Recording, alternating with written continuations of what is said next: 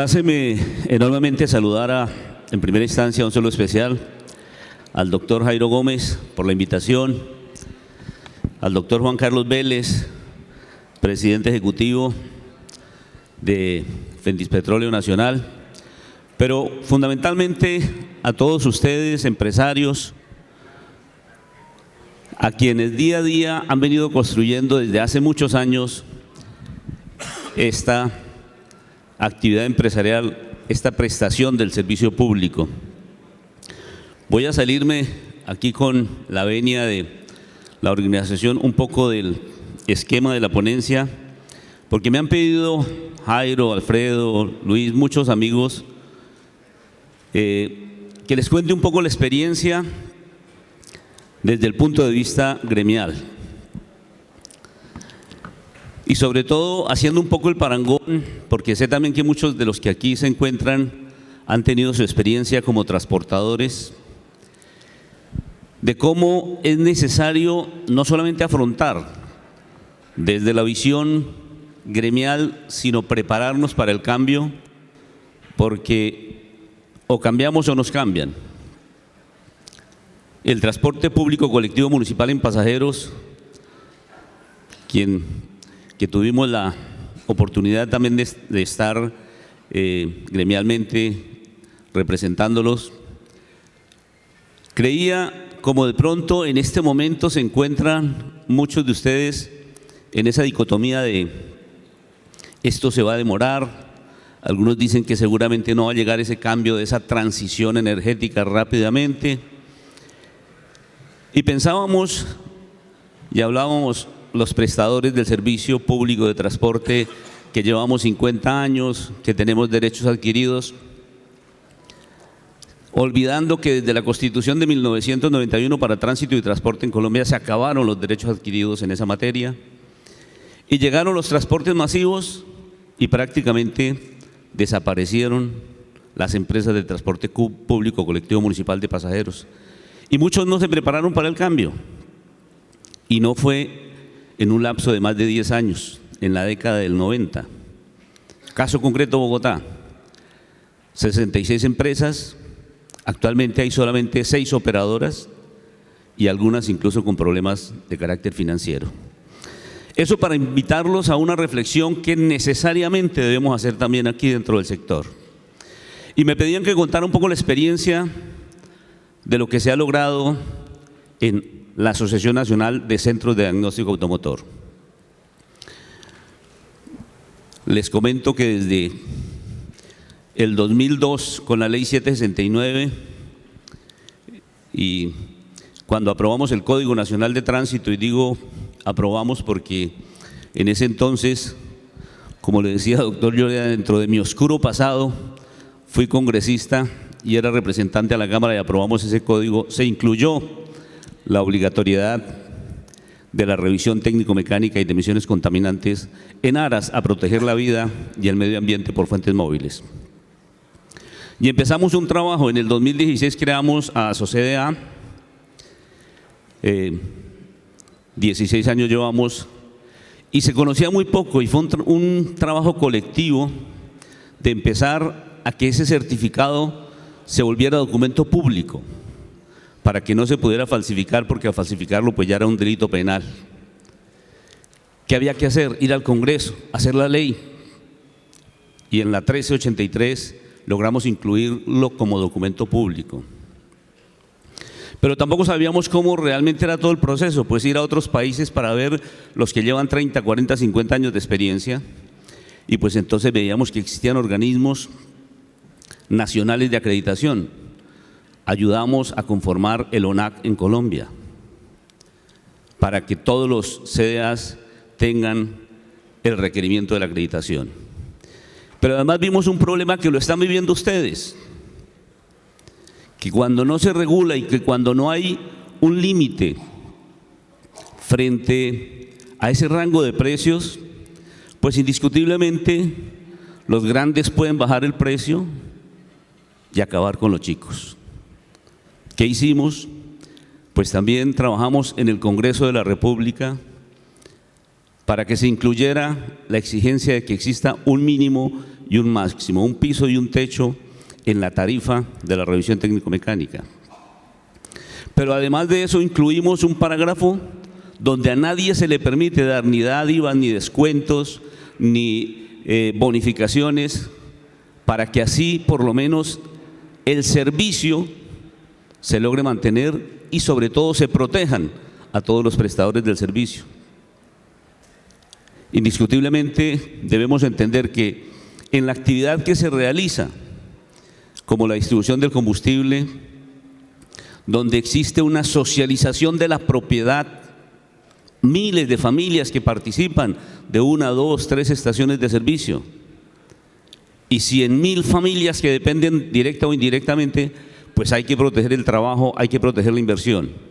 O sea, las reflexiones antes de iniciar con el panel es: 1, debemos estar preparados para el cambio, porque si no cambiamos, nos cambian. 2, es mejor estar preparados para lo que no suceda, que suceda algo para lo que no estemos preparados. Y algunos dicen, eso va a durar 30 años, 40 años. Los invito a que revisemos un poco la experiencia que está sucediendo en Europa. Europa ya tiene fechas concretas y uno dice, es que Europa es Europa. Pero cuando vemos en ciudades como París, Londres, Madrid, Lisboa, Ámsterdam, donde ya se implementa la etiqueta ambiental, que es que a los centros ampliados de las ciudades solamente entran vehículos cero emisiones o en algunas emisiones muy bajas, pues definitivamente es una restricción que ya está orientando una tendencia del mercado. Y donde vemos, por ejemplo, en Ámsterdam, que se le da la prioridad al parqueo de los vehículos. Recordemos que allí por espacio pues no tienen espacios para parquearse uno en las vías y solamente pueden parquear los vehículos eléctricos. Pues eso ya es una connotación de hacia dónde se va. Invitación a que realmente, y más ayer, escuchando, salí precisamente aquí de la instalación, doctor Jairo, que fui directamente a escuchar la intervención del presidente Petro, y pues una declaratoria prácticamente abierta frente al carbón y al petróleo. Pues es necesario que el gremio, que el sector busque las herramientas, no solamente de la unidad gremial, sino de buscar mecanismos para participar e intervenir con los congresistas en poder modificar las leyes. Algunos dicen, eso es muy difícil. Otros dicen, eso es imposible. Pero para eso estamos los gremios, para trabajar eso que es difícil y eso que realmente consideramos que no podemos desarrollar. Si nosotros no hubiésemos logrado documento público, acreditación para los CDAs, regular la tarifa, tener un sistema de control y vigilancia, tener bancarización, tener recaudo, que es lo mismo que ustedes hacen. Nosotros teníamos el grave problema de que nosotros recogemos un IVA, recogemos plata para la Agencia Nacional de Seguridad Vial, recogemos plata para el RUN, recogemos plata, y cuando nos atracaban teníamos que responder nosotros por esa plata. ¿Qué hicimos en esa estructura de costos de la canasta tarifaria? Que la sacamos dentro de un proyecto de ley. Pues que se diera la bancarización, que haya un tercero, que es la banca la que se encargue de hacer ese recaudo, quitarnos ese riesgo de encima, porque es que el riesgo de seguridad no lo tenemos por qué asumir nosotros, que se encargue de hacer la distribución a los diferentes entes y que a nosotros se nos paguen nuestras cuentas, nuestro servicio de la revisión técnico-mecánica. Eso se dio también, y además de eso implementar un sistema de control y vigilancia, que son cámaras que ven qué se está haciendo en cada una de las estaciones de la inspección. Y llevamos 15, 16 años como gremio y hemos trabajado en ello y seguiremos trabajando en ello. Le contaba de pronto a algunos amigos que se han logrado más proyectos de ley para beneficiar el sector estando por fuera del Congreso que cuando estuve allí, porque eso es lo que tenemos que hacer como gremio.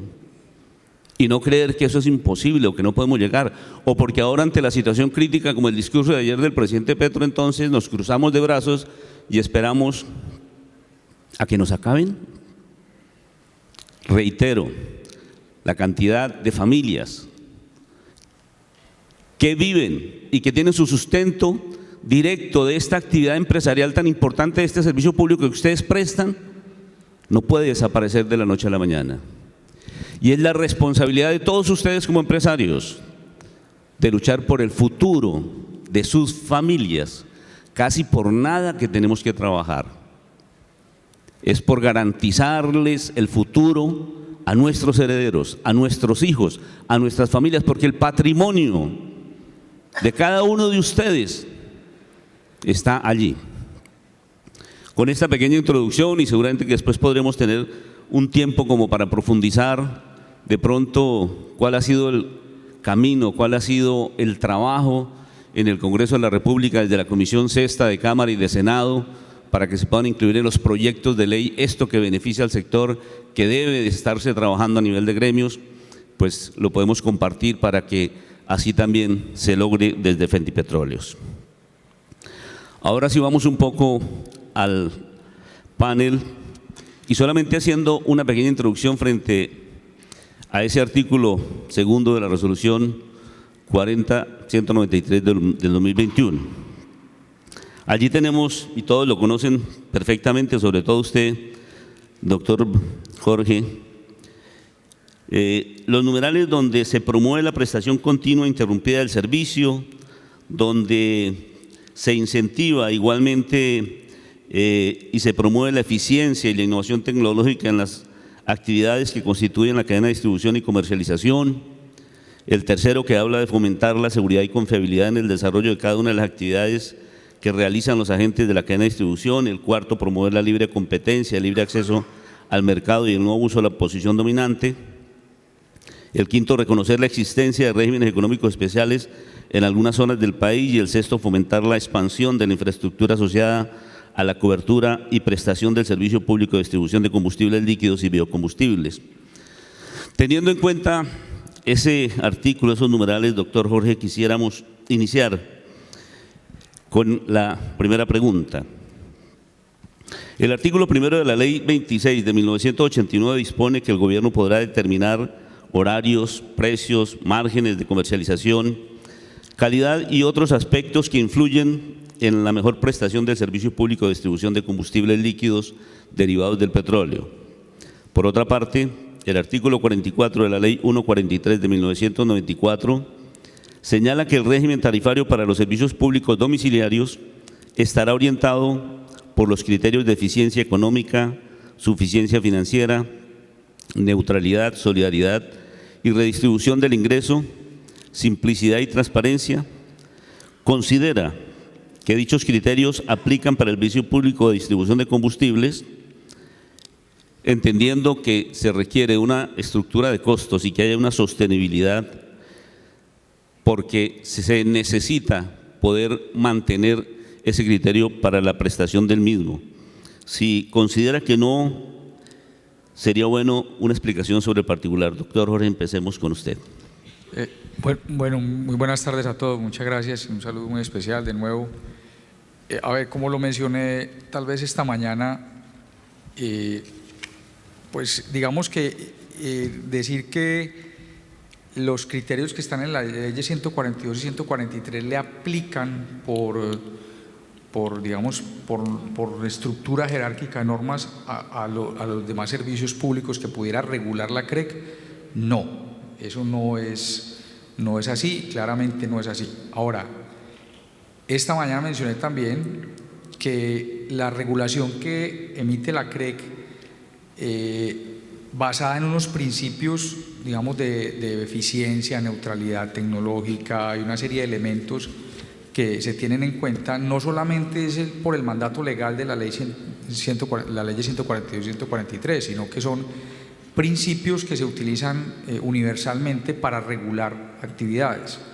Y la CREC trata de utilizar metodologías que, digamos, han sido desarrolladas y han sido probadas en algunos mercados, obviamente adaptadas a las necesidades de Colombia. Entonces, esos principios, claro que son aplicables, pero no porque lo mande una ley, sino porque son principios generales de regulación económica, y eso debe permanecer. Ahora, ¿cómo se aplican? Y ese es un tema importante. Lo primero que hay que determinar es hasta dónde debe regular una comisión de regulación o la entidad que tenga la responsabilidad de regular. ¿Qué actividades se regulan? ¿Qué actividad se deja en competencia? Y cuando se ven las condiciones de competencia, pues hay que, o sea, uno lo debe decir, voy a tratar de decirlo lo más diplomáticamente posible, pero en un mercado en competencia sobreviven los más fuertes, pero en este caso los más fuertes son los más eficientes. La fuerza la da la eficiencia.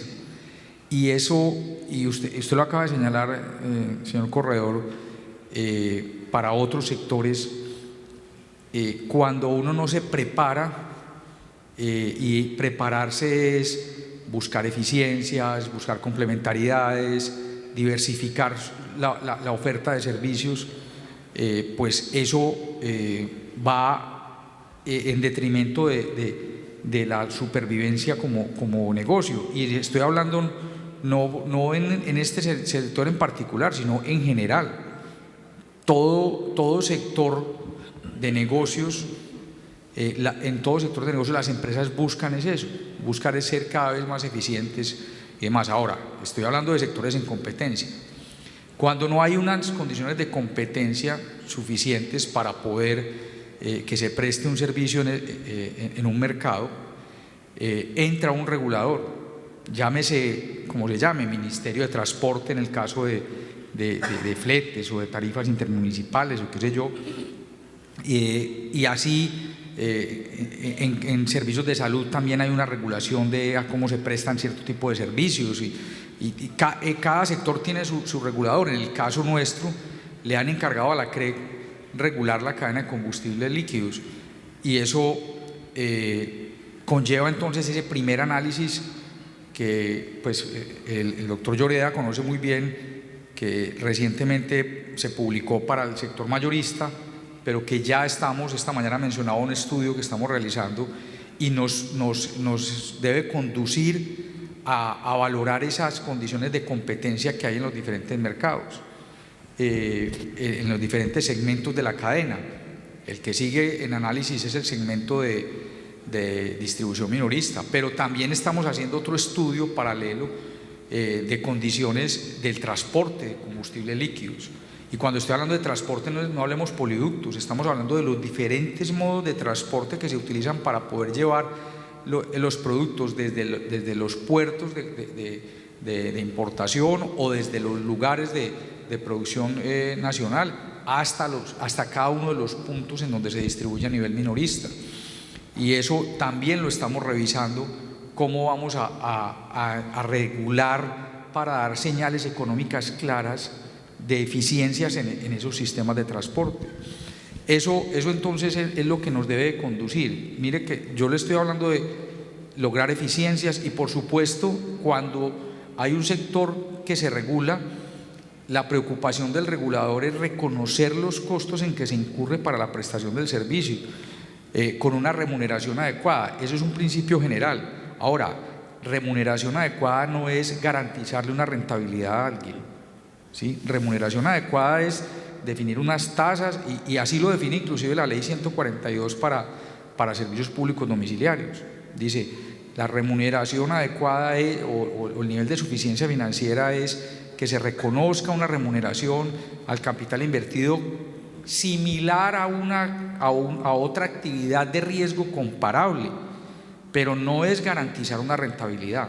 La ley no habla de garantizar rentabilidad, y en el mundo en general hay metodologías que garantizan rentabilidad, pero en términos generales en el mundo lo que se busca es remunerar un capital, dar señal de eficiencia, reconocer costos que no son, digamos, sujetos a remuneración de capital, sino a otro tipo de actividades como los AOM y demás, y a partir de eso las empresas, a través de su gestión comercial, lograr mayores eficiencias para obtener una mejor rentabilidad.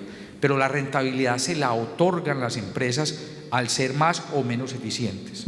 Entonces eso es como un marco general de cómo se observa desde el regulador en términos generales todos estos principios tarifarios que se utilizan para definir tarifas reguladas. Cuando se regula, cuando hay competencia, es la competencia la que establece esas tarifas. Gracias, Jorge. Sí, efectivamente, y debí haberlo hecho al comienzo, pero quisiera aprovechar para presentar aquí a los panelistas. Creo que estamos ante tres personas con un conocimiento grande y que seguramente es de importancia todos los conceptos que van a dar. Quisiera iniciar precisamente presentando a la doctora Andrea Cabrejo Borda. Ella es directora ejecutiva de la Asociación de Comercializadores Industriales de Combustibles y Energéticos, ACICE. Igualmente el doctor Jorge Valencia Marín, director ejecutivo de la CREC. Bueno, es director hasta hace poco, ahora experto pues en esta materia y pues una autoridad también. Y por supuesto al doctor Francisco José Lloreda Mera, presidente de la Asociación Colombiana de Petróleos y Gas, ACP. Los otros cargos de ministro y demás en otras instancias. Entonces, pues, no sé si de pronto usted, doctora, quiere complementar algo de la pregunta que se le hizo a Jorge o doctor Lloreda. Bueno, muchísimas gracias por la invitación y la oportunidad de presentar a la Asociación de Comercializadores Industriales de Combustibles y Energéticos, ACICE. Es la única asociación que agremia a un sector minorista poco conocido, pero bastante relevante dentro del país y sobre todo en el sector industrial. Nosotros somos esos coadyuvantes de las distribuidoras mayoristas para el sector industrial cuando necesitan el suministro de combustibles hasta 20.000 galones por punto de entrega. Tenemos una historia al paso de los grandes agentes de más de 30 años en este país y desde la respectiva regulación que también en su momento ayudamos a incentivar y a desarrollar de la 4299 allá en el año 2005. Entonces, muchísimas gracias por esta oportunidad. Como sabemos, dentro de la integración vertical y dentro del desarrollo del mercado y de la libre competencia, también se ha desarrollado esta integración horizontal y es por eso que hoy también estamos acá, porque sabemos que muchas empresas que son estaciones de servicio, a su vez también son comercializadores industriales, tienen esa regulación y tienen esa oportunidad de mercado. Esta asociación nace básicamente con el objetivo de conocer cuáles son las necesidades propias de este mercado, cuáles son las necesidades de los agentes, qué nos aqueja y cómo a través de esta asociación podemos darles una mejor consonancia y gestión ante las entes de gobierno, ante la ACP, por ejemplo, ante Ecopetrol y las demás agremiaciones del país, con miras a mantenernos en el tiempo. Para complementar un poco la primera pregunta, bueno, básicamente en nuestro sector también hemos sentido los golpes tan fuertes que en algunos casos la integración vertical se genera. Somos clientes pues del distribuidor mayorista, ellos son nuestro proveedor, nosotros somos su aliado, pero en algunas situaciones cuando esa relación de pronto no es tan estrecha entre el distribuidor minorista y su distribuidor mayorista, se generan se generan afectaciones en el mercado cuando vienen a acceder a clientes que de pronto nosotros veníamos atendiendo hace mucho tiempo por la integración de los dos márgenes. Como bien lo decía el doctor de la CREC, esta es pues una situación que se vive en los países de libre desarrollo de la competencia y del mercado, pero pues de ahí la importancia y el llamado a nuestros distribuidores mayoristas a que realmente apoyen al comercializador industrial, apoyen a sus brazos extensos, porque somos nosotros los que llegamos a las partes donde otros agentes o ustedes, siendo más grandes por la infraestructura que tienen, ya no pueden llegar, y sí aportamos valor al mercado. Muchas gracias. Ok. Doctor Lloreda, creo que este punto es importante para que hagamos el análisis. Conforme con la sentencia C796 del 2004 de la Corte Constitucional, la cual explicó que el abastecimiento normal de combustible derivados del petróleo es esencial para la prestación de servicios básicos, tales como la salud y el transporte de pasajeros, y por tanto su suspensión podría poner en riesgo derechos fundamentales como la vida y la salud. Por supuesto, derechos fundamentales que si no hay transporte, no hay recreación, no hay educación, se afecta. Teniendo en cuenta su carácter esencial, ¿considera usted que las tarifas y los márgenes deberían garantizar un ingreso mínimo para los agentes que prestan dicho servicio? Bueno, muchas gracias al doctor Juan Carlos Vélez por la invitación. Un saludo muy especial para todos los que a esta hora nos están acompañando aquí en este importante congreso. Saludo, por supuesto, con mucho aprecio y admiración a Jorge Valencia, nuestro director ejecutivo de la CREC. Andrea, es un gusto conocerte, y pues con Víctor ya nos conocíamos en otras oportunidades. Yo no voy a hablar de la sentencia. Yo quiero invitarlos a reflexionar un poco sobre, creo que es el tema central de este panel y tiene que ver con la sostenibilidad financiera, con el negocio mismo en un marco de transición energética, y compartir con ustedes unas breves reflexiones sobre el tema, si Víctor, si me lo permites. Lo primero, cuando hablamos de transición, y continuamente se habla de transición, pero de pronto se habla de transición sin tener claro qué entendemos por ella. Si de lo que se trata es de ir de un punto A, y es una economía que a nivel mundial, el 80% de la energía a nivel mundial se basa en combustibles de origen fósil, a cero combustibles de origen fósil, si eso es lo que algunos tienen como transición, y eso cuánto tiempo puede tomar. Y lo otro es, en el caso incluso de Colombia, ¿para qué la transición?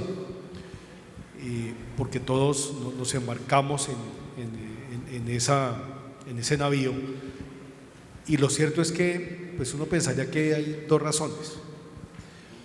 Una es porque queremos contribuir a que no haya un incremento en la temperatura del planeta, en el marco de todas las convenciones climáticas, en fin, pero debemos ser conscientes de que Colombia únicamente aporta el 0.4% de los gases de efecto invernadero. Es decir, Colombia podría pararse en las pestañas que si no hay una corresponsabilidad internacional, sobre todo de los países que más emiten los gases que causan ese efecto invernadero, que es el que genera el calentamiento, entonces pues no haríamos nada.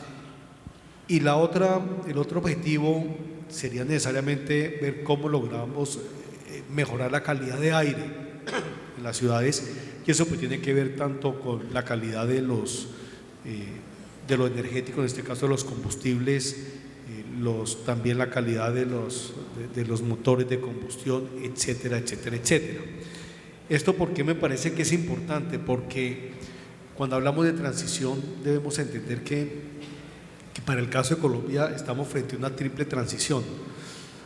Una es la energética, por supuesto, entonces puede significar pasar de un punto A o B. Otra es la macroeconómica, fiscal, de regalías, ver cómo se terminan incluso sustituyendo para los municipios los ingresos por sobretasa a la gasolina, y es factible que eso tome bastante más tiempo. Y la otra es la productiva. Si realmente, como por ejemplo el ministro de Hacienda, ustedes lo han escuchado decir en varias oportunidades, que lo que se busca también es diversificar las exportaciones. Hoy entre el sector medio energético más del 50% de la exportación del país, el petróleo más del 40%, obviamente con algunos de los derivados. Y eso es válido, pero eso no se logra de la noche a la mañana. Entonces, si uno entiende la transición energética amarrada a la macroeconómica y fiscal y de transformación y diversificación de las exportaciones, eso toma un tiempo muy largo. Pero como lo está diciendo Víctor, hay que tener mucho cuidado, porque, como dicen, si uno se duerme en los laureles. Y es ahí donde la impresión que tengo es que cuando hablamos de transición, para el caso de Colombia, podríamos llevar el país de paneles solares, para buscar que la matriz energética, lo que es la energía que se basa en electricidad sea mayor al 15% que es hoy día, para reducir el consumo de combustibles líquidos que es casi el 50%, todo eso se puede hacer, pero es importante entender que eso se logra hacer. Es decir, cuando hablamos de transición en Colombia, eso no es un tema de paneles solares, esos son muy bonitos, todo lo que tú quieras, es una fuente complementaria extraordinaria, pero la médula de la transición energética en Colombia se llama el parque automotor.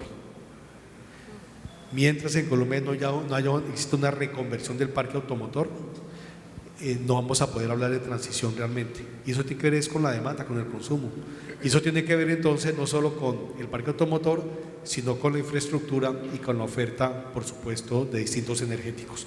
Entonces, para redondear esta primera intervención, lo que quiero decirles es, dependiendo de qué tanto el actual gobierno y el próximo amarre la transición energética, y que tiene que ver con parque automotor, con infraestructura de servicios, en fin, a la situación macroeconómica, fiscal, a ver cómo se sustituyen los recursos que el petróleo le da al país, va a tomar más tiempo, menos tiempo, pero no hay que descuidarse. Si no hay descuido, y cuando digo no descuidarse es entender que aquí hay una oportunidad, pero si nosotros nos descuidamos, eso se vuelve una pesadilla.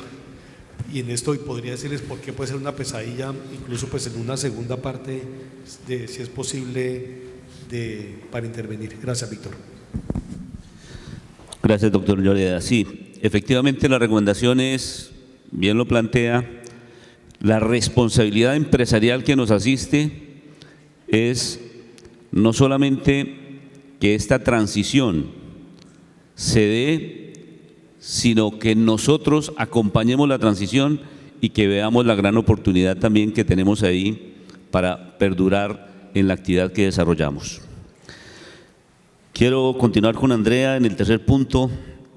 De acuerdo con la Ley 142 de 1994, por suficiencia financiera se entiende que las fórmulas de tarifas garantizarán la recuperación de los costos y gastos propios de operación, incluyendo la expansión, la reposición y el mantenimiento, que permitan remunerar el patrimonio de los accionistas en la misma forma en la que lo habría remunerado una empresa eficiente en el sector de riesgo comparable, y permitirán utilizar las tecnologías y sistemas administrativos que garanticen la mejor calidad, continuidad y seguridad a sus usuarios. Sin embargo, es otra realidad para los distribuidores minoristas catalogados como pymes de 1 a 3 estaciones de servicio, que equivalen al 97% de total de los distribuidores. Actualmente el mercado y la normativa no ofrece plenas garantías a los agentes en la recuperación de sus costos, gastos e inversiones. ¿Cómo cree que el Gobierno Nacional y las entidades de control regulatorias deberían garantizar la debida recuperación de los costos de distribución? ¿Cuál es el punto de vista tuyo, Andrea? Bueno, ideas hay muchas. Lo importante es que haya la disponibilidad de las partes para escucharlas. Yo he escuchado en el tiempo del gremio propuestas como fondos, ¿sí? Propuestas como costos, precios mínimos, de techo, de piso. También hemos escuchado y estamos sumamente de acuerdo que en la medida de la competitividad y de mayor número de agentes y un mercado libre, pues se generan mejores características en beneficio de los consumidores finales. De todas formas, no hay que olvidar que pertenecemos a un sector donde comercializamos básicamente un commodity, por tanto, agregarle valor como en otro tipo de industrias no es tan sencillo. Y sí tenemos una responsabilidad sumamente grande en referencia a garantizar un servicio público a todo nivel. el distribuidor minorista y tanto como el comercializador industrial en el paso de su historia se ven enfrentados a ver cómo la logran, ¿no? Frente a muchas vicisitudes que tiene el mercado y las realidades. Sí, efectivamente, mediante las situaciones difíciles y los tiempos de crisis se generan habilidades y oportunidades nuevas. También sabemos que este reto de la transición energética va a tomar mucho más de todos, de cada uno, en beneficio de las generaciones actuales y sobre todo las futuras. Y es un trabajo de todos, no es de uno solo, no es de solamente los productores ni de los demás actores, sino incluso de los consumidores. Tenemos que empezar a trabajar como nación buscando diferentes alternativas para generar mejoras en esa matriz energética que a fin de cuentas a todos nos va a beneficiar, nuestras familias y demás. Entonces es un trabajo conjunto con el gobierno, con el mercado y demás, para garantizar que podamos invertir con estas energías de origen fósil no renovables en ese paso de la transición energética. Y pues como les digo, desde el principio pueden haber muchas ideas, lo importante es que haya esa disponibilidad y de parte de nosotros como gremios, pues esa misma reflexión que es a la unión, al trabajo, a la disponibilidad, a la fuerza y la persistencia para que podamos acercarnos cada vez más al gobierno y generemos valor de manera conjunta. Gracias. Jorge, ¿qué recomendaciones haría usted con el conocimiento que tiene sobre el sector para incentivar y promover la eficiencia e innovación tecnológica para todos los agentes cuando en algunos nodos de la cadena existen limitaciones financieras producto de prestaciones a la baja del margen en la distribución? Sí, esta mañana hablamos que a través de soluciones empresariales que ayuden a hacer más eficiente cierto tipo de costos, y yo sé que muchos de ustedes ya lo hacen, pero hay que identificar esas oportunidades en cómo hacer más eficientes los costos. Pensar que solamente eso recae en la regulación, pues no es la realidad. En todos los sectores que se regula, siempre las empresas, digamos pequeñas, tienden a identificar esas oportunidades de reducción de costos a través de tercerización de actividades, donde es factible, u otra serie de elementos que utilizan para que aquellos costos que pueden hacer, digamos, aquellas actividades que se pueden hacer más eficientemente cuando un tercero lo hace para diferentes prestadores, pues lo logran. Ahora, esa no es la fórmula mágica, cada sector tiene que identificar cuáles son esas oportunidades. Ahora, el sector de distribución minorista tiene unas complejidades adicionales y esta mañana lo mencionábamos. Hay lugares del país donde no es factible lograr esas eficiencias y eso lo tiene que identificar el regulador. Pero para poder identificar eso, yo lo mencionaba esta mañana, necesitamos tener una muy buena información. Hay cosas que se pueden diferenciar, pero cuando el regulador tiene realmente información de calidad que le permite identificar esas diferencias de mercados. En otros sectores que se regulan por parte de la CREC se ha logrado hacer diferenciación de mercados, pero basados en una buena información. Si la información no es de calidad, pues el regulador tiene que empezar a trabajar con promedios, con estándares internacionales, y eso desafortunadamente es la herramienta que se tiene, ¿sí? Y lo digo desafortunadamente porque uno quisiera tener una información más adecuada para lograr una mejor regulación, pero si esa información no existe hay que acudir a metodologías. Aquí, por ejemplo, en el auditorio están personas que han pasado por el Ministerio de Minas regulando precios, ¿cierto, doctor Vera? Y uno tiene que acudir a ese tipo de metodologías. Cuando uno no tiene la herramienta de información, tiene que acudir a información estándar que desafortunadamente no refleja las condiciones reales de prestaciones, sobre todo en esos sitios tan apartados. Entonces, bueno, lo otro es, que también lo mencionábamos esta mañana, la política pública, y yo creo que ahí Víctor, es muy importante lo que usted señala, de ubicar las facultades las facultades de regulación de ciertos segmentos de la cadena. Esta mañana se mencionaba uno en particular, que es el transporte, llamémoslo de última milla, el transporte en aquellos municipios donde el costo reconocido no alcanza a cubrir el costo de transporte en que se incurre por parte de la estación de servicio para poder llevar el combustible hasta el lugar donde lo va a distribuir, y que esa responsabilidad está atomizada en los entes territoriales municipales.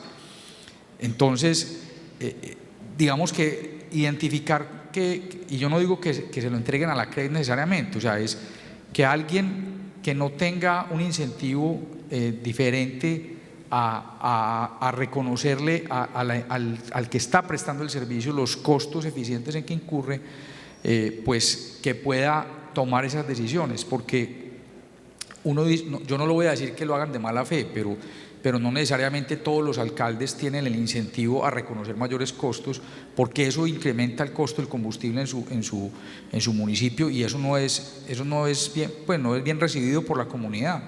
Entonces ahí hay unos temas que a veces es bueno que exista el malo de la película, ¿cierto?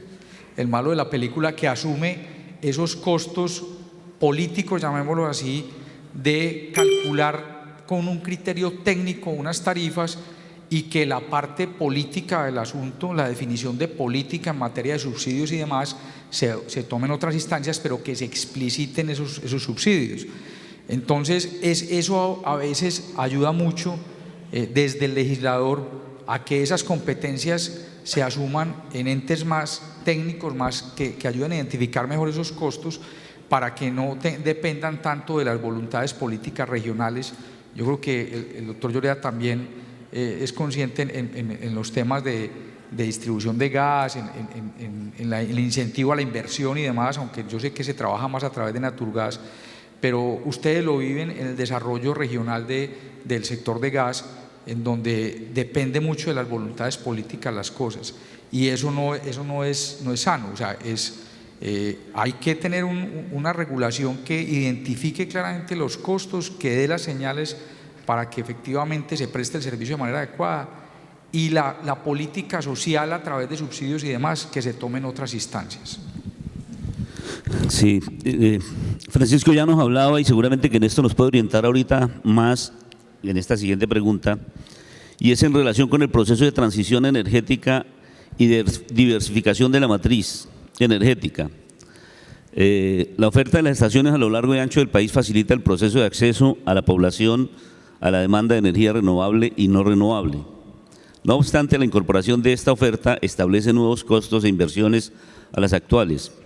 ¿Qué consideraciones tanto técnicas y económicas deberían tener presentes en el Gobierno Nacional y los agentes de la cadena con el fin de lograr un proceso exitoso en la transición y la diversificación de la matriz energética? Un poco más ya como ir a la práctica del deber ser.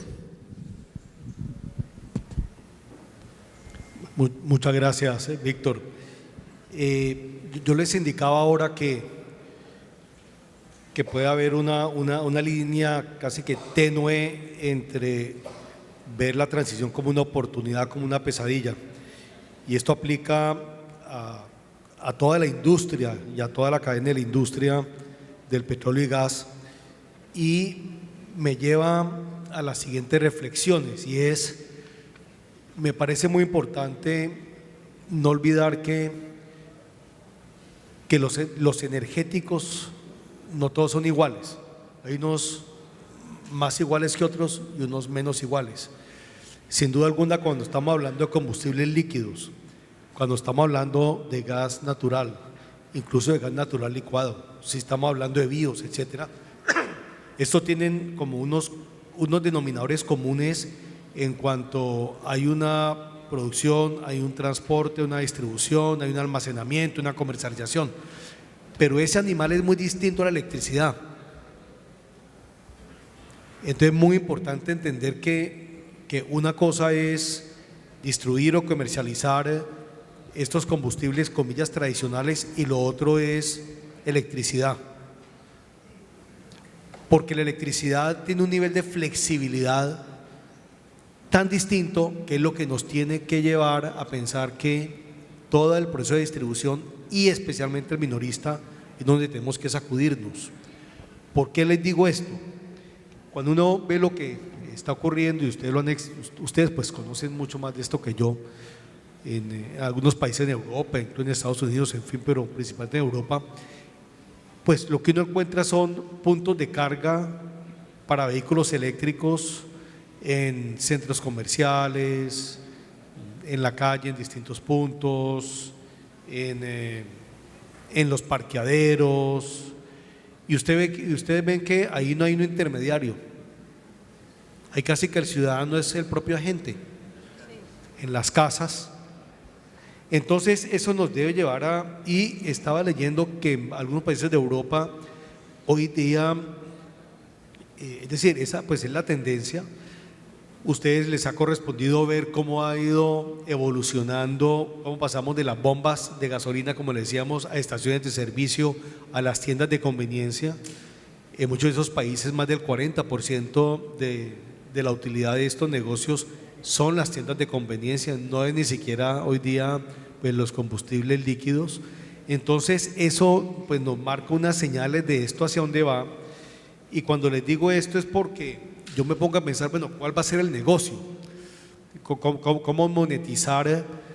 Y sin duda alguna uno es el escenario híbrido, que es el que seguramente vamos a tener en Colombia durante mucho tiempo, de pronto de manera continua, y es donde pues va a haber una demanda para combustibles líquidos, para combustibles gaseosos, para electricidad, en fin, dependiendo si es una zona urbana, si es rural, dependiendo de muchas connotaciones, pues entonces la oferta tendrá que ver cómo se adecua a la demanda que hay.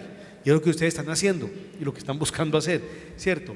Pero fíjense lo siguiente, y es, en el caso de los combustibles líquidos, en fin, hoy día hay un margen mayorista, un margen minorista, en fin, pero eso no necesariamente nos va a aplicar para el energético electricidad, porque una cosa es la oferta de electricidad en un espacio público, y seguramente esto va a tener que ver también con temas de POT, lo que ustedes quieran, en el espacio público o incluso en las estaciones, donde ustedes son unos intermediarios, ¿cierto?, para distribuir y comercializar.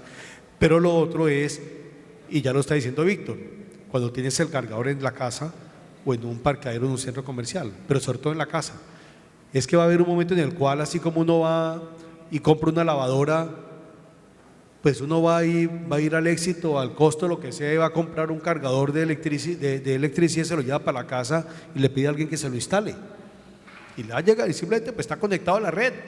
Ahí no hay intermediario, Entonces esto nos obliga, y con esto termino esta parte. Yo pienso pues yo no conozco en profundidad pues, el negocio de las estaciones, aunque mi familia tuvo estaciones de gasolina en el Valle del Cauca, sí, en el Valle, hace muchos años. Yo lo que pienso es, bueno, ¿yo cómo voy a competir con aquel que tiene cómo cargar en la casa? O con aquel que cuando va a hacer mercado deja el carro cargando o en Jumbo o en Super Inter, lo que sea. Yo cómo voy a competir con ese, cómo voy a lograr que ese consumidor de electricidad venga a mi estación. Entonces, ¿cómo diferenciar? Y ahí yo creo que va a estar buena parte, uno de los retos va a ser ese. Sí creería que ojalá las estaciones, la electricidad que puedan comercializar, ojalá puedan acceder pues, al mercado mayorista de energía, para no quedar en desventaja. Lo uno. Lo segundo, va a ser clave la tecnología desde el punto de vista de qué tan rápido se puede encargar la electricidad de los carros, porque si usted le dice a alguien, obviamente usted le dice, vea, usted se va a demorar, esto se va a demorar un par de horas, pues ¿qué le va a ofrecer mientras tanto la estación de servicio? Es decir, pero toda la tecnología va a ser clave por la carga rápida o no. Lo otro, ya decía, es aquí entra a jugar costo de la energía, el tiempo de carga, el costo del tiempo de la gente. Si la gente puede estar ahí 1 hora, 2 horas, pues entonces busca cargar en otra parte. ¿Y cuál es el valor agregado que le va a ofrecer? Entonces lo que quiero decirles a ustedes es, yo veo que la electricidad es un animal muy distinto a los otros energéticos. Y muy distinto, es que es muy flexible y no necesariamente pues vamos a tener que hacer un esfuerzo para que vayan para que la gente vaya a las estaciones como tal, como las conocemos. Y esto pues todo tiene que ver con un tema de regulación, Jorge, eventualmente, ¿cierto? De regulación, creería, y por eso, y con eso termino. Bueno, yo estaría pensando es, bueno, cómo lograr hacer alianzas, algunos de ustedes, por ejemplo, con donde hay un centro comercial cerca o la zona de restaurantes. Obviamente pues las alcaldías pueden permitirlo, no las estaciones de carga, pero o ustedes asumen el liderazgo en montar esa infraestructura o otras la van a montar. Es la impresión que yo tengo, y la van a montar bastante más rápido de lo que uno cree, y después vaya, convenza para que, es decir, ahora, y lo otro, con esto termino, yo tengo absolutamente claro que independiente de del vínculo, del aporte que ustedes han tenido con los combustibles líquidos durante tantas décadas, pues ustedes ante todo son comerciantes y tienen que entenderlo así, y ustedes tienen que vender así sea lo que le pongan, aprovechando ese espacio que tienen en una carretera, en una ciudad, en fin. Entonces lo que quiero con esto, y con esto termino, es, Víctor dijo una cosa, sí, esto parece que va a tomar tiempos, porque reconvertir el parque automotor no es fácil, incluso pues al 2050, en el mejor de los casos, 60-70% de la energía pues va a continuar siendo, en el transporte va a continuar siendo combustibles líquidos, pero puede haber algo realmente disruptivo de aquí a allá, y hay que estar pilas en eso y entender que es mejor ir adelante en lugar de ir rezagados. Gracias, doctor Lloreda. Bueno, en esta última pregunta me gustaría, además del análisis y la reflexión de los 3 panelistas, porque son elementos importantes para el escenario, hacer también una pequeña reflexión. Creo que lo que se avecina no podemos tampoco tomarlo y asimilarlo como el caos, la crisis, el acabose. Debemos, independiente de situaciones como les comentaba del discurso de ayer del presidente Petro, buscar alternativas, buscar formas, y les decía, no quedarnos cruzados de brazos, porque somos empresarios, porque somos comerciantes, porque somos personas de empuje, que tendremos que buscar alternativas y soluciones. Por eso entonces vamos en la última pregunta para los 3 panelistas, para Jorge, para Andrea, para Francisco. Y dice, el mercado de la distribución de combustibles líquidos es homogéneo, por lo que cada agente que participa de la cadena de distribución debe encontrar métodos y formas de competir, lo cual es una garantía bajo la promoción de la libre competencia. Por otra parte, también es cierto que con la disminución del precio del combustible puede beneficiarse el consumidor final, pero puede ir en detrimento del servicio. Sin embargo, cuando distribuidores minoristas categorizados como grandes grupos económicos disminuyen el margen hasta un 80%, se vuelve insostenible para los demás competidores, en particular los distribuidores PYME. Reducir el precio de los mismos niveles generando un desistimiento de la intención de reducir los precios, lo cual se considera abuso de posición dominante. ¿Cómo puede generarse una competencia más sana donde no se oprima al distribuidor más pequeño hasta el punto de sacarlo del mercado? ¿Qué podemos aplicar en la normatividad para proteger y defender no solo los intereses del consumidor final, sino también del distribuidor minorista intermediario? Empecemos con Andrea, por favor. Bueno, como te dije en mi anterior intervención, ideas hay muchas y una de las principales es conseguir apoyo de nuestro distribuidor mayorista. Yo sé que en este mundo de alta competitividad eso no suena como tan posible, eso suena muy romántico, pero yo creo que es importante creerlo y empezar a solicitarlo.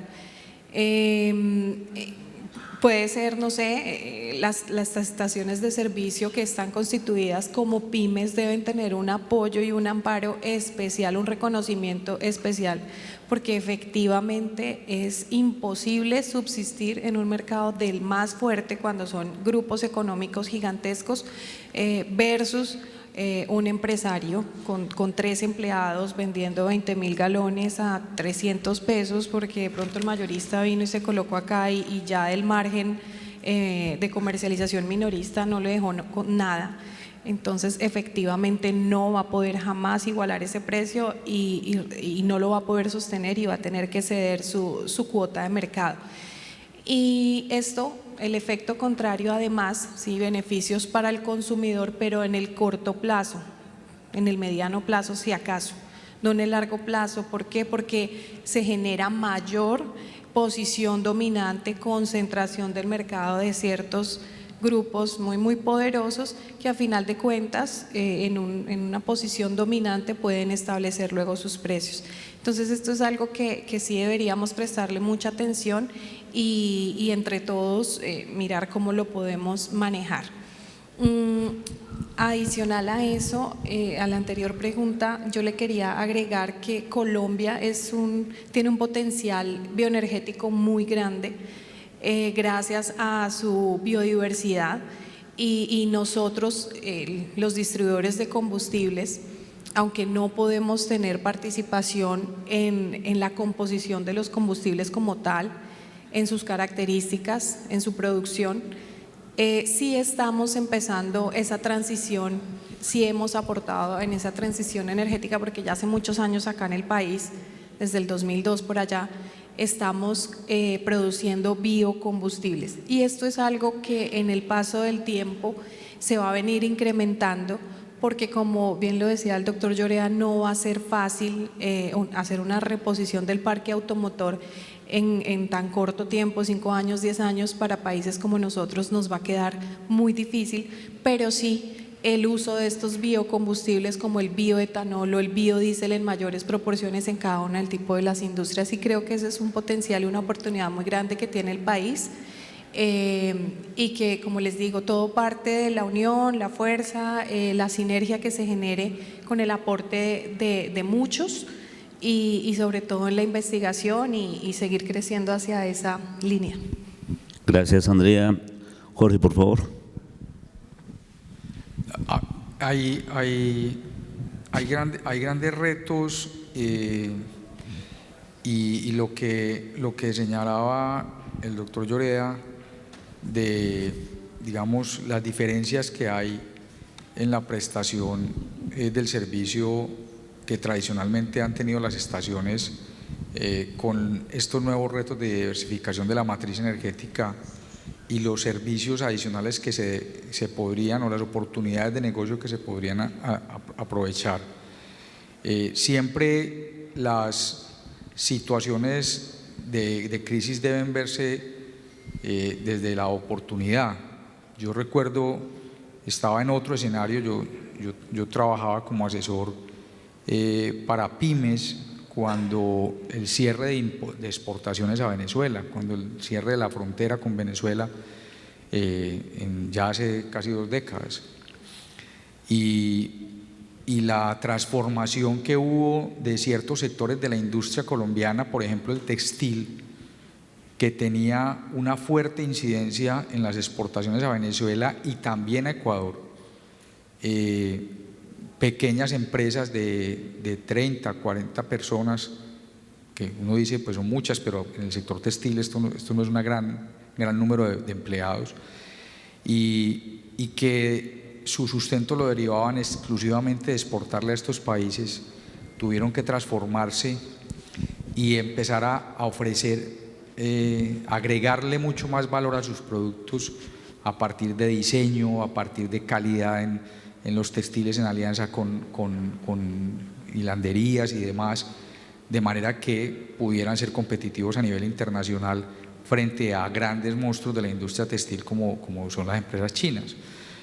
¿Esto por qué lo comento? Porque efectivamente muchas de esas empresas sobrevivieron diversificándose y mirando las oportunidades desde otra perspectiva. Claro, no es fácil decirlo desde aquí o como dicen, regular desde la 116 con séptima es muy fácil. Sí, yo no estoy diciendo que esto sea fácil, lo que estoy diciendo es que hay que emprenderlo con la seriedad que se requiere y asumir un reto de transformación, no solo de transformación de la matriz energética, sino de transformación empresarial que les permita ser más eficientes y ofrecer servicios de mayor agregación de valor e identificar ese tipo de situaciones que pueden necesitar, o ese tipo de servicios que pueden necesitar esos clientes que van a llegar con este otro tipo de necesidades energéticas. Además, pues, digamos, que en este momento ustedes están acostumbrados a que, no sé, en el país hay cuántos mayoristas de combustibles líquidos, 7, 8, 10, no sé, exactamente no me lo sé de memoria, pero son pocos. Comercializadores de energía eléctrica hay 60 y los que pueden llegar son innumerables. Suministradores de equipos de carga ni hablar, y hay empresas en el mundo especializadas en comercializar energía a través de estaciones de carga, llamémoslo electrolineras, si lo queremos llamar así, pero de puntos de carga, como lo decía el doctor Lloreda, en la calle. O sea, uno va a una ciudad de Europa en donde en los separadores, sí, en el andén, o sea, usted parquea en las zonas de estacionamiento regulado, lo que llamamos aquí zonas de estacionamiento regulado en las ciudades principales como Medellín, Bogotá, que tienen ese tipo de celdas de parqueo demarcadas en las ciudades con cobro desde la municipalidad. Y ahí usted encuentra el cargador, y usted simplemente llega y si encuentra el espacio de parqueo disponible, se baja, conecta su cargador y paga una tarifa con tarjeta de crédito y punto. Como decía el doctor Lloreda, nadie lo tiene que atender, usted se autoabastece. Entonces, ese es un tema que hay que entender, que la competencia la relación no es con un pequeño grupo de empresas y que ya no va a haber ese, o sea, claro, sigue habiendo cierto poder de mercado, cierta posición de dominio, que no necesariamente es que se abuse de ella, pero cierta posición de dominio, que para estos otros servicios ya hay múltiples alternativas, incluso una que muchas estaciones lo han tomado como para los servicios básicos y demás, pero que aquel en zonas apartadas, en medio de una carretera, que tenga la posibilidad de tener un lote, por ejemplo, y donde haya una buena radiación, pensar en autogeneración, pensar en ofrecer unas tarifas más competitivas, por ejemplo, durante el día. Yo ofrezco durante el día carga con autogeneración y le puedo bajar el costo y sigue siendo rentable para mí. Ese tipo de cosas, ese tipo de alternativas son las que hay que identificar. Esos corredores viales, yo sé que hoy en los corredores viales que están con estaciones de servicio con sistemas de carga eléctrica han sido promovidos básicamente o por los mayoristas que tienen sus estaciones de servicio o por las empresas de energía que se alían con distribuidores minoristas en esos corredores viales, y hasta ahora tenemos 2 o 3 corredores con sistemas de carga suficientes. Pero ¿por qué no pensar a futuro en que en esos corredores viales principales del país puede haber ese tipo de servicios durante el día, qué sé yo, para optimizar esos costos, para ser más competitivos y, por supuesto, estar dentro de lo que reclama el país y el mundo, que es en la transición energética? Entonces, hay oportunidades de negocio, es identificarlas. Yo no digo, insisto, no digo que sea fácil. Lo que digo es, hay que pensarlo con una visión diferente de negocio que permita efectivamente identificar en la condición de cada uno, en el nicho de mercado que quiere atacar cada uno, qué puede lograr, qué puede ofrecer como valor agregado para poder ser mucho más competitivo. Gracias, Jorge. Francisco.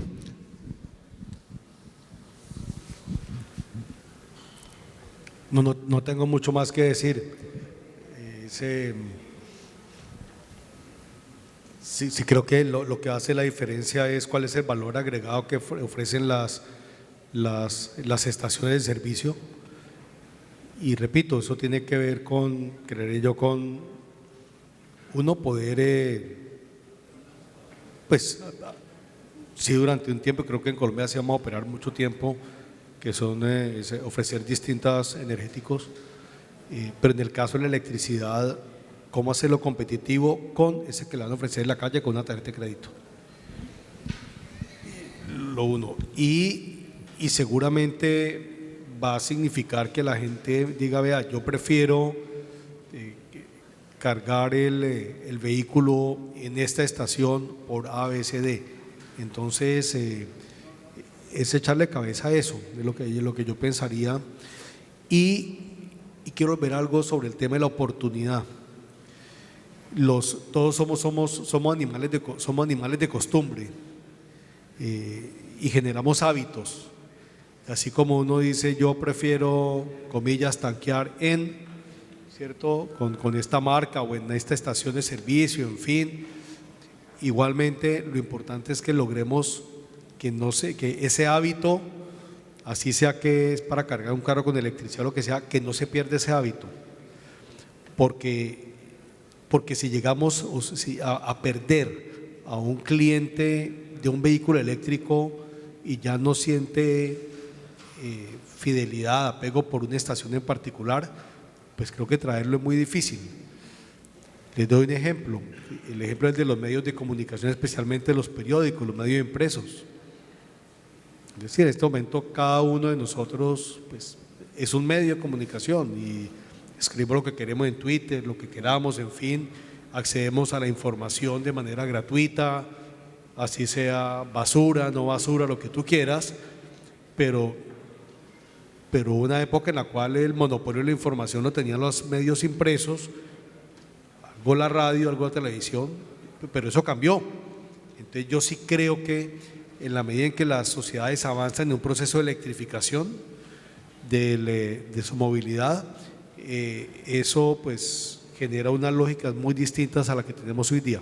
Ahora, obviamente ustedes se debaten entre unas necesidades apremiantes de corto plazo que tienen que ver con regulación existente, toda una discusión, y lo otro es lo que seguramente viene más adelante, qué tan rápido no sabemos, pero sí me parece clave, y en eso incluso con Juan Carlos podemos mirar, nosotros estamos en la asociación trabajando mucho en temas de movilidad sostenible,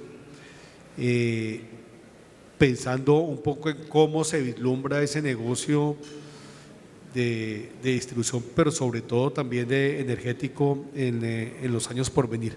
Entonces, pues en lo que podamos trabajar juntos es extraordinario también. Listo, gracias.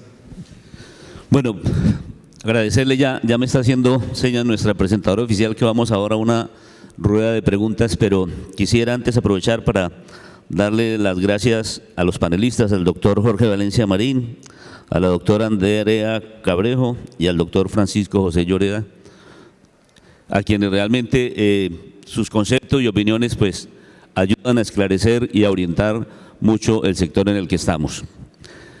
Creo que antes de las preguntas una última recomendación.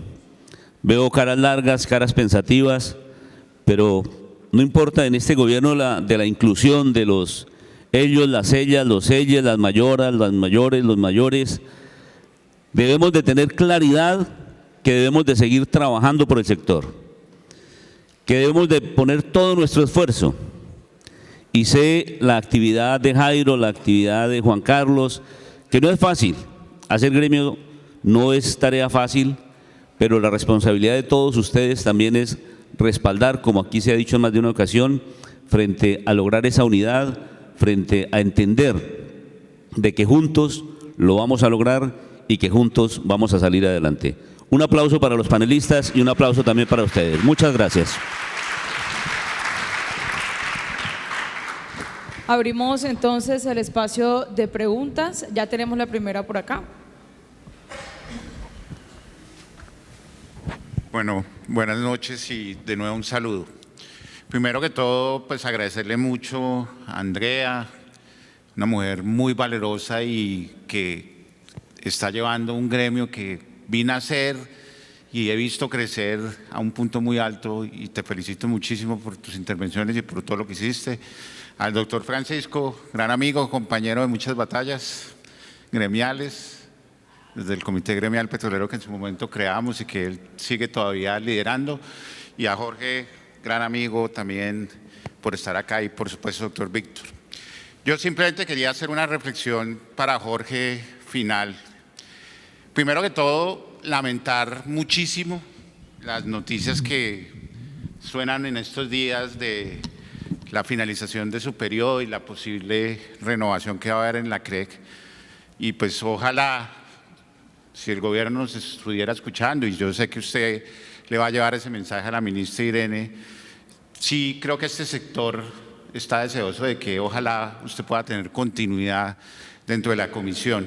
Pero si eso no se llegara a dar, lo cual lamentaríamos muchísimo todos, sí quisiéramos mandarle un mensaje a la ministra de que el sector necesita que quien lo vaya a reemplazar a usted, y en el interregno que lo que se ha presentado con Sara sean personas del mismo nivel, personas que tengan la formación técnica, la formación económica, y que ojalá sean personas que han pasado por este sector y conozcan mucho este sector, porque consideramos que el año 2023 es un año clave para que por fin la CREC, después de un trabajo muy importante, y ya que se había cogido la velocidad de crucero para finalizar la regulación, pueda expedir las normas que el sector necesita para seguir consolidando y creciendo en su actividad, asociadas al tema de transporte por poliductos, a los temas de confiabilidad, por supuesto al tema del margen mayorista, y sobre todo a todos los temas de competencia y margen minorista desde sus diferentes eslabones, pero en especial las estaciones de servicio y los comercializadores industriales.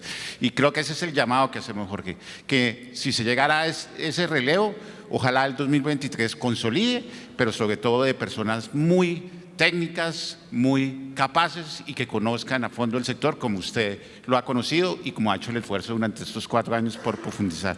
Y pues también agradecerle por haber estado siempre en estos espacios acompañándonos durante estos 4 años, y ojalá que las noticias sean mejores y que nos pueda seguir acompañando desde la CREC.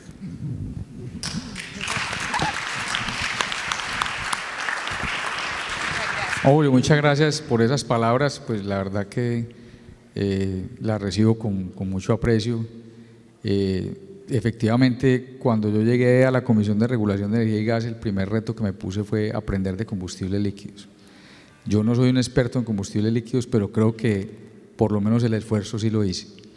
Y me dediqué a estudiar, me dediqué a aprender con grandes maestros.